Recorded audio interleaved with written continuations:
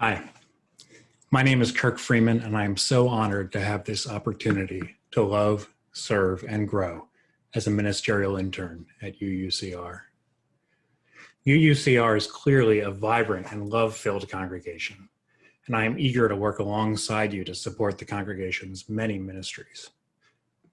I hope that in the coming weeks we come to know each other during worship services, committee meetings, and other virtual gatherings.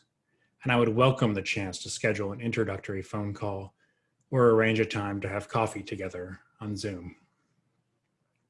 But for now, before I'm able to learn your stories, I'm happy to tell you a little bit more about myself. I came to Unitarian Universalism about 20 years ago as a college student in crisis. I was broken, and I was so relieved to find this non-creedal community of faith. I believe it saved my life.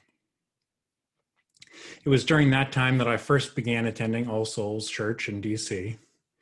I attended for about 5 years before joining in 2006. My wife Betsy and I were married there, and our 2 children were dedicated there.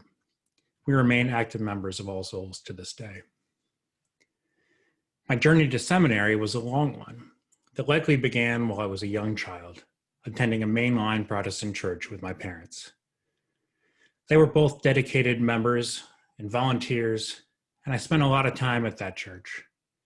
I learned from them the importance of faith communities as a place where people share their gifts and where they care for one another. But as I imagine is the case for many UUs who were also raised in the Protestant Christian tradition, as I grew older, I started to ask questions, and I grew decreasingly satisfied with the answers. I feel blessed that in my case, I was encouraged to keep asking questions.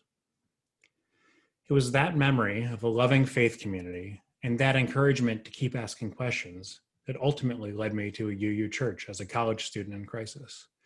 And I believe it is what has been inviting me into the ministry.